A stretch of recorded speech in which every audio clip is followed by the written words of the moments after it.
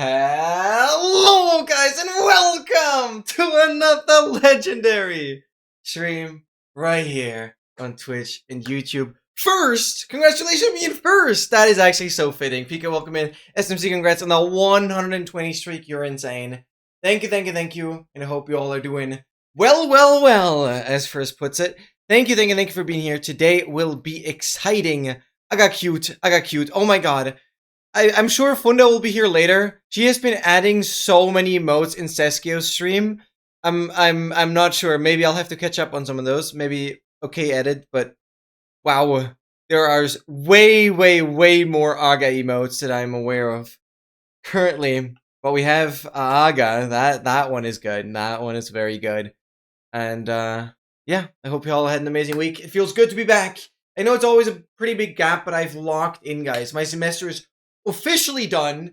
I've submitted the grade request for my bachelor thesis, so I should be expecting a grade on that relatively soon. My supervisor's been really happy with it, and especially so happy that I've been one of those students that actually actively communicated with him and not just came out of nowhere being like, done. No, like, it was a fun journey, and that should mean I have basically like a slither of uni left for the 7th semester, and it's great. I can enjoy holidays. I've been grinding training. I've done like 5 training sessions this week. It's so good. A really nice swim session as well. Like yesterday, I swam like 2.2k. It was more comfortable. I was faster, which is awesome. Like it's just technique improvement. I couldn't be happier. And today, before we start, I gotta honor something very special. And that is not just the Advancedly update. I mean, I don't have to honor that because I worked on that. But before that, it is related to Advancedly, and it is a freaking $100 donation by Diggity Ding Dong. Yes, funny username. And they have, supported the tracker with an insane donation. I wish I could like replay the donation, but again, my stream label is like broken. So yeah, Diggity Ding Dong. You guys can see it right here. It is crazy, and obviously they will be supporter in the tracker and everything. And I cannot believe it. That such kind people exist. Wow, that is like a bombshell of a donation. What the hell? And I very briefly want to touch upon a few things that were added through the update that came this week. It has been one of the longest awaited updates that there has been, to be honest. And I finally got around to updating the overlay. It's gonna be huge. Does this make sense? Zuerst lass einen Fuchs alle Effekte haben und dann lass ihn einen Totem Unsterblicher verwenden, bevor die Effekte, ihn nochmals gesund zu machen. What do you mean with nochmals gesund zu machen? Dude, thank you for the 30 bits. Oh my god. So, for context, Oscar is working on an insanely, brutally difficult advancement pack. And I don't like that you're bringing a fox into this, because if you said, okay, Fuchs alle Effekte haben. So basically, he wants a fox. And I was thinking about this as well initially, but I was like, there's no way you can control when a fox eats, so it's just like ludicrous to even think about that. But yeah, it's basically about having a fox have all the effects, then use a totem before the effects end. I would like remove the last part of the sentence entirely. Before die Effekte enden, Punkt. Clear it there, like before the effects end. You don't have to like add to make it heal. You can still name the advancement something like that. Like the fox's cure or whatever. Well, in German, whatever you're gonna figure out. Fox eats exactly every 30 seconds? There is no way that's actually predictable. I completely threw that idea out of the window initially because I thought that was just like not doable.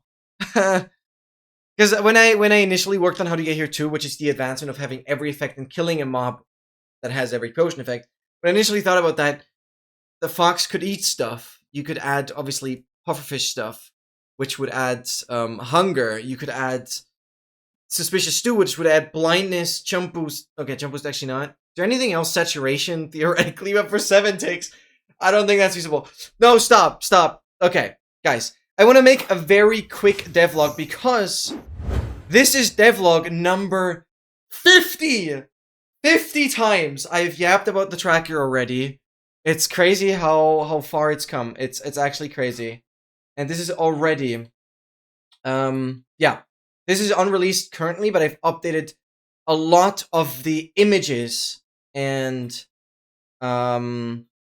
animations. There are 2 animations on here as well, which is absolutely crazy. So let me see if they've loaded in. Nope. Now they should have. Right about here. So this is updated with the new freaking overlay and all the different settings and co-op, and I try to show a lot of things, but this has to be limited to 100 megabytes, so it's very compressed. And I've also updated the overlay animation down here, showing off how a row can be stopped entirely, not repeating with the auto freeze, and how you can have different scroll speeds on the rows. It's pretty cool. But it adds more lore to the advancement. Yeah, I get that.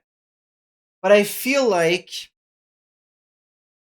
if you name the advancement around it, it wouldn't sound so convoluted. Tia experiment. So there's lore in the effects and fox, but then in the heal and don't. Okay, wait. So how would we phrase that then? How would we phrase that? So again, for context, it's about getting a fox every effect and then healing it through the totem. Zuerst lass einen Fuchs alle Effekte haben, ihn dann mit dem Totem zu heilen. So basically saying, let a fox have every effect to then heal it with a totem. Just like compact. To one-shot the fox because of absorption. Oh, I don't even want to think about that. Okay. Bello Funda! Bello, do we not have a bello emote? That is a crime. Okay, guys, I quickly want to very briefly go over the release notes for the latest snapshot, but honestly, the latest snapshot. Yeah, honestly, I really only care about this. I've added a lot of template editor stuff, but you can look at that yourself. I just want to very briefly get into the things here. I still have a bit of a setup from the screenshots that I took earlier. I'm just going to open up an instance here so it like tracks a safe folder. It's still a bit of a performance issue when you're not tracking a safe folder. It's whatever. It's hard to fix that. And yes, we have a Josh emote. It's crazy. I have seen that OK did add a few of the emotes that you spammed Seskio with also on my channel. At least I hope so. Because you found some very good ones, or chat did and you added them. It's crazy. Okay, just have an instance open. So first things first, we go into the overlay. You can now auto freeze the rows, which all it does. Also, the tracker by default is not always on top. That's a new thing as well. So the overlay just pops ahead. Also, the overlay is only going to restart when you're updating anything overlay related. So this is really important. So if I just change the template to, let's say, 121.3, which is one I added somewhat recently, has the automatically up, but you can see the overlay didn't restart. It updated perfectly fine, but it didn't actually restart, so you don't have to worry about like reselecting that in OBS or whatever. And now, well, you can also individually customize the scroll speed of the rows. So this is like crazy cool. Let's make this a little smaller here. Let's say I make this slower. The first row is not affected. And now you have 3 different scroll speeds. Okay, this is a weird comma offset value. 3 different scroll speeds. Could be kind of like a parallax effect. It's pretty cool. Also, if you don't have a lot of items in the first row, let me just switch over to a template that doesn't have a lot of things. Just see the test template. Oh no, this has all the advancements. I'm gonna go over to the craft mine test template. Yeah, here you can see it. There's not enough stuff in the first row that it automatically stops. And that is specifically this auto freeze. You can decide whether you want to have it centered, left, or right, or you can turn it off entirely and it's just gonna infinitely scroll as you wish. You can also see that applied to the second row. You still have the option to define custom spacing on the second row. And I've also added freaking the option to define the spacing between the rows, which is so stupid. But yeah, overlay update has to be done. I doubt this is something people are really going to use. But most importantly, the overlay now, defines its vertical size based on this. So obviously, by default, it's 0, because I don't think overlapping makes any sense. You can adjust the text size of, well, the top row and the individual text down here. So you can go pretty crazy. I don't think anyone needs this, but you have the option, okay? You have the option. And obviously the font size, that all has been there previously. You can also switch over to a page mode, which, very cool, very cool. Okay, now we're going tiny on the text. Page mode, by the way, on the normal scrolling, if you hold down spacebar, it would speed up the scroll. On page mode, if you press spacebar, you can skip to the next page. And yeah, this is basically what it does. It's completely static, and it does not scroll in any way. By default, it will repeat to fill the page. On the update, that's not default yet. So if you don't repeat it, the page will like run out and then loop back. Could be used for something, but probably in general, you want to have it just repeat. And it takes the spacing of, well, the automatic spacing or whatever you adjust here. So any options that fit to the scrolling belt mode thingy will get hidden if you switch to the page mode. So that's pretty cool. So anything you can configure here obviously applies to this as well. And you can just, have this as switching pages with an interval that you can very easily configure. And that is pretty much all I want to talk about here. I mentioned I wanted to make this really brief. So the template editor also has a few things. It can show certain like things on goals now. So if I go over to, like, let's say the categorical template, you can see immediately which advancements have a position defined, which ones are hidden from the automatic layout or the overlay. You can see which things are specifically set to row 3, and so on and so forth. And this is also something you can search for. So let's say if you type R3 into advancements, R3, you can filter for anything that is specifically in row 3. And this is pretty cool.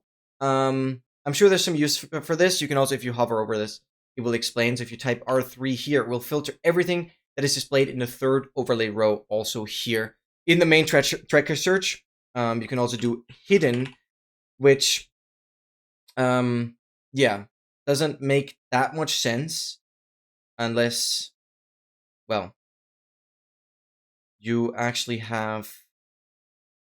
Oh, yeah, keep in mind, hidden only applies to the automatic layout. So, well, in the automatic layout, if you reset the camera... Oh, yeah, the reset camera is now a button as well. Obviously, in the automatic layout, the hidden doesn't actually do anything. So, you have that separated. Right. Drangeffekt über keine Hungerverdauung. Verdauung. God, German, I'm sorry, I just don't like it. Zorpfen leuchten, Schwebekraft haben und ihn dann eine Todiumstellung zu heilen, bevor die Effekte enden. That is perfect. That is perfect. I don't think there's anything, like, unnecessary. That is perfect. Alright, that's it. So, if you want to read up on the remaining details, the tracker main page explains it. Yeah, right. I also reorganized the editing buttons, blah, blah, blah. So if you go into the template editor, you can see there's a lot more space for buttons up here because the template now has a proper rename, proper copy, proper import as well, and import, rename, and copy, as well as creating, all allow you to replace an existing template as well. Without an error, you can just replace it. It will give you a warning though. Also stuff like adding a new criterion will automatically scroll to the bottom where the new criterion was added. This applies to all goal types for all kinds of adding goals. It will scroll to them so you can easily see what has been done. Waga hi. Wait, what? I just guessed the name of the emote. Thank you, okay, by the way. I'm sure you added a lot of the ones that Hunda added for Seskio. I appreciate you a lot for that. Thank you, because I saw there were a lot of good ones. And I think that's pretty much it. There were some refinements to the templates as well. You can see replace existing templates. You can also import from other templates, but also import through multiple language files if they match, which is pretty cool. So if you have like a template that has Chinese, German, and English, which is like the default 3 languages for most of the templates, and you want to import that into another language, into another template that has all 3 languages, the same ones, then it will allow you to do that. If any languages mismatch, you won't be able to import that because otherwise the tracker won't know where to go. And yeah, right. Also, creating a new multi-stage goal will create a singular stage by default. That all makes sense. There was a severe memory leak that came up, but I don't think it actually ever made it into a release.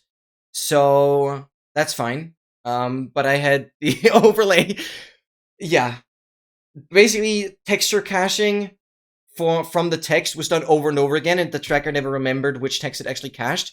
So yeah, that was good. My overlay like used up over a gig, and it got really laggy. Also, big deal, macOS issue is fixed where it finally moves user writable files into application support. This is very similar to Linux, where it moves it to the user applications.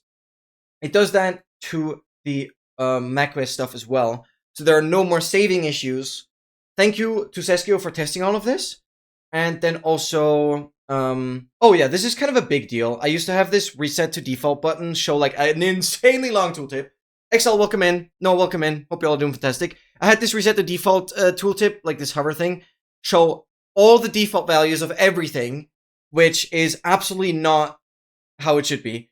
And so now the default values are mentioned on every single setting individually when you hover over it. So when you press reset to default, just check whatever you care about, and it will show like default values on literally everything. So that is huge, because that really got super cluttered. And also, if you open the template folder, for example, you go to reference files, which you can also enter that through the help button right here. You'll always have a settings.json that is exactly the default settings of everything, right? So if you open this, this has the exact default settings of everything.